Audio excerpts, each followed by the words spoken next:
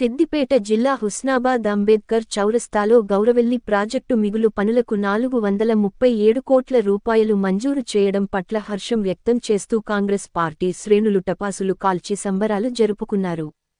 ముఖ్యమంత్రి రేవంత్ రెడ్డి, మంత్రి పొన్నం ప్రభాకర్ చిత్రపటాలకు పాలాభిషేకం చేశారు. మంత్రి పొన్నం ప్రభాకర్ కృషితో గౌరవెల్లి ప్రాజెక్టుకు మంజూరైన 437 కోట్ల రూపాయలతో నిర్వాసితులకు నష్టపరిహారంతో పాటు 1,20,000 ఎకరాలకు పంట కాలువల నిర్మాణం జరుగుతుందన్నారు.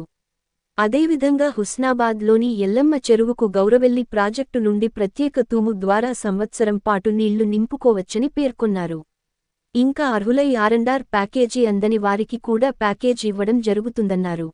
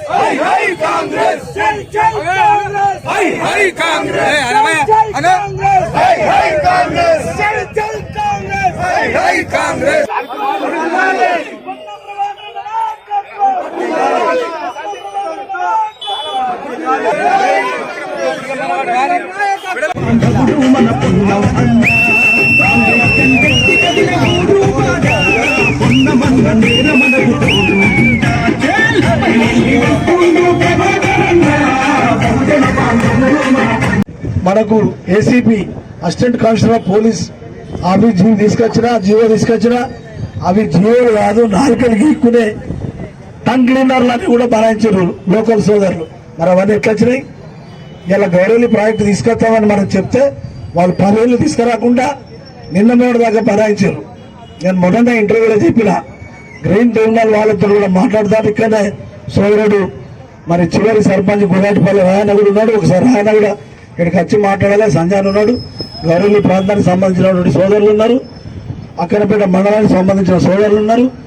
ఇది మనం ఎంత ఆనందపడే సమయమో, ఇది ఎంత అవహేళన గురైనాం, ఎంత అణచివేత గురైనాం, ఎంత బాధ గురైనాం, ఈ ప్రాంతాన్ని ఎంత మనలా ఇబ్బంది పెట్టిన విషయాలు మాట్లాడుకున్నాక మనం ఒక ఆడుకున్నా పాడుకున్నా అది సమాజానికి తెలుస్తుంది.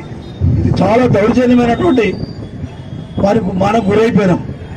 చాలా ఇక్కడ అమాయకులు, చాలా పెద్ద కుటుంబాలు, ఒకనాడు కాంగ్రెస్ పార్టీకి సంబంధించిన వాళ్ళు ఎమ్మెల్యేలు అయినా వాళ్ళ ఇంట్లో దావత్వం చేసుకొని వాళ్ళ బాత్రూంలని ఖరాబు చేసి ఈ ప్రాంతాన్ని వెనుకబడగొట్టి మరి వాళ్ళ ఆ ప్రాంతం ఇక్కడ మంచి వేళ్లను ఓడగొట్టాడు చేసి మరి మనం ప్రత్యేకమైనటువంటి పరిస్థితులలో మనం ప్రభాకరన్న గెలిపించుకున్నాం. ప్రభాకరన్న వచ్చినప్పుడు కూడా చాలా రకాలు మాట్లాడారు. ఇంకా ఇవాళ ఈ 431 కోట్ల 50 లక్షల రూపాయలతోని భూ నిర్వాసితులకు డబ్బులు వస్తాయి. తర్వాత అన్ని పంటకాలంలో 1,20,000 ఎకరాలకు పంటకాలాలు వస్తాయి. తర్వాత గౌరవల్లి ప్రాజెక్టుకు ప్రత్యేకంగా తూము పెట్టి మన ఎల్లమ్మ చెరువుకు 365 రోజులు నీళ్లు నింపుకోవడానికి అవకాశం వస్తుంది. ఇంకా మిగిలిపోయిన ఆర్ఎండ్ఆర్ స్కీమ్లు భూ నిర్వాసితులు కానీ అక్కడ యువకులైనటువంటి వాళ్ళు కానీ వాస్తవంగా ఎవరికి ప్రభుత్వ డబ్బులు కావాలో ఆ డబ్బులు ఇవాళ ప్రకటించినటువంటి డబ్బులలో వస్తాయి. అంబేద్కర్ చౌరస్తాలో కుటుంబ సభ్యులతో, కాంగ్రెస్ కుటుంబ సభ్యులతో మేము 437 కోట్లు మన కేంద్ర ప్రభుత్వమే, మన రాష్ట్ర ప్రభుత్వం అయితే రాష్ట్ర ప్రభుత్వంలో రేవంత్ రెడ్డి గారు సమక్షంలో ఆమోదం తెలపడము, ఇవాళ కాంగ్రెస్ ప్రభుత్వము 437 కోట్లు మాకు గౌరవెల్లి గండిపల్లి ప్రాజెక్టు కోసం ఒక నిండు కుండ తీసుకొచ్చి ఆడ పెట్టిపోయినరు. దాన్ని ముంచుకొని నీళ్లు తీసుకుందామంటే ఒక చెంబు లేదు, ఒక గ్లాస్ లేదు అన్నట్టు. ఒక 10 ఏళ్ళు ప్రభుత్వము కుర్చేసి కట్టుకుంటా అని కేసీఆర్ అన్నాడు. ఆ కుర్చీ వేయింది, కేసీఆర్ వేయింది, కారు వేయింది. ఇవాళ అదే ప్రభుత్వం ఆనాడు వైఎస్ రాజశేఖర రెడ్డి వచ్చి ఫౌండేషన్ వేసిపోయిండు. ఈ రోజు మా కొండమన్న వచ్చి మళ్ళీ గౌరవెల్లి గండిపల్లి ప్రాజెక్టు చేస్తుండే దానికి పూర్తి చేయడానికి సహకరించిన మన సోనియా గాంధీ గారికి, ఖర్గే గారికి, రాహుల్ గాంధీ గారికి, రేవంత్ రెడ్డి గారికి, ఉత్తమ్ కుమార్ రెడ్డి గారికి, మా కొండమండ గారికి మరొక వారికి ప్రత్యేకంగా ధన్యవాదాలు తెలియజేసుకుంటూ ఈ రోజు ఇంత సంబరం, అసలు పండుగ అంటే ఆ వాతావరణం లేక స్వీట్ పంపిణీలు కానీ పాలాభిషేకాలే కానీ కొండమన్నకు మరి ఆ 7 నెలలలో ఇంత ఉస్నాబాద్ నియోజకవర్గాన్ని ఇంత అభివృద్ధి దశలోకి అడుగడుగున ఉస్నాబాద్ అనే పేరు మన రాష్ట్ర కేబినెట్ లో నిరూపించుకోవడానికి క్షణక్షణం ఉస్నాబాద్ అని గుర్తు చేస్తుండు ప్రభాకర్ అన్నను. మరింత మేము ఇంకా 4 సంవత్సరాలు ఉన్నది, 4 సంవత్సరాల్లో ఇంకా ఉస్నాబాద్ ఎంతో అభివృద్ధి చేస్తాడు ప్రభాకర్ అన్న. ఇప్పుడు గత 7 నెలల నుండే ఇంత అభివృద్ధి అయింది. చాలా ధన్యవాదాలు, కృతజ్ఞతలు. ఈరోజు ముఖ్యమంత్రి రేవంత్ రెడ్డి గారు మన ఉస్నాబాద్ ఎమ్మెల్యే పొన్నం ప్రభాకర్ గారు ఒక కళ నెరవేరింది అని అంటున్నాను. ఈ ప్రాంత ప్రజల కోసం అనునిత్యం పోరాటం చేసిన నాయకుడు పొన్నం ప్రభాకర్ గారు. ఆనాడు రైతులను కొడితే వారి కోసం స్పందించింది పొన్నం ప్రభాకర్ గారు. ఆనాడు గౌరవెల్లి ప్రాజెక్టు కోసం ఎందుకు పూర్తయితలేదు, అదే ఆనాడు నేను హరీష్ రావు దగ్గరికి వస్తా పదా అని చెప్పేసి సిద్దిపేటకు వెళ్ళిన నాయకుడు పొన్నం ప్రభాకర్ గారు. ఇవాళ ఇక్కడి ప్రాంత ప్రజలు అదృష్టవంతులు. ఎందుకనంటే ఇవాళ పొన్నం ప్రభాకర్ లాంటి లీడర్ మన ఉస్నాబాద్కి వచ్చింది కనుక ఇవాళ మన ఉస్నాబాద్ సస్యశ్యామలం అవుతుంది. ఆనాడు కాంగ్రెస్ పార్టీ నుంచి మా ఎమ్మెల్యేగా ప్రభాకర్ అన్న పోటీ చేస్తుంటే ఈయన ఎందుకు వస్తున్నాడు, ఈయన ఏం చేస్తాడు అని అన్నారు. అన్నోళ్ళకి ఇది వల్ల నిదర్శనం మా ప్రభాకర్ అన్న ఏంటి. ప్రభాకర్ అన్న ఇవాళ 437 కోట్ల రూపాయలు ఇలా గౌరవ ప్రాజెక్టు తీసుకురావడం జరిగింది. అదొక్కటే కాదు, 18 కోట్ల రూపాయలతో గౌరవ మన ఉస్నాబాద్ ఎల్లమ్మ చెరువును మంచి పర్యాటక ప్రాంతంగా తీర్చిదిద్దడానికి అలాంటి పనులు తీసుకొచ్చిన నాయకుడు మన పొన్నం ప్రభాకర్ గారు. మా సముద్రం గండి అయితేనేమి ఇవాళ మా సముద్రం గండిని కూడా ఇలా ఒక పర్యాటక కేంద్రంగా తీర్చిదిద్దాలని ఆలోచన ఉన్న వ్యక్తి మన పొన్నం ప్రభాకర్. అంటే ఇవాళ ఇక్కడ ప్రాంత ప్రజలు ఆలోచన చేయాలి, ప్రభాకర్ అన్నను గెలిపిస్తే ఈ ప్రాంతానికి ఎంత మేలు చేస్తున్నాడో, ఈ ప్రాంతం మీద ఎంత ప్రేమ ఉందో ఒక్కసారి మీరు ఆలోచన చేయండి. అదొక్కటే కాదు, ఇవాళ టీఆర్ఎస్ వాళ్ళు రేవంత్ రెడ్డి యొక్క బొమ్మను కాల్చడం జరిగింది.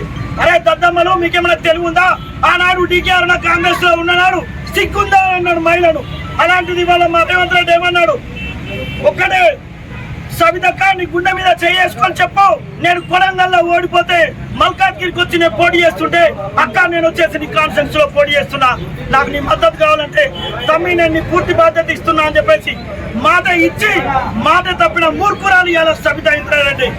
ఆయన మాట్లాడితే ఇవాళ సబితా ఇంద్రారెడ్డి ఏమంటుంది, ఆనాడు కాంగ్రెస్ లో ఉన్న రోజు కేసీఆర్ తిట్టింది, ఇవాళ వచ్చేసి మీడియా ముందుకు వచ్చి కన్నీళ్లు పెట్టుకుంటుంది బట్టి విక్రమార్క అన్నాడు అని.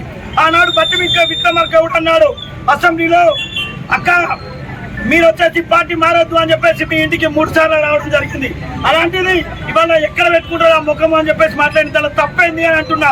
టీఆర్ఎస్ నాయకులారా మీరు ట్రయల్ రన్ చేసే పండుగలు చేసుకున్నారు.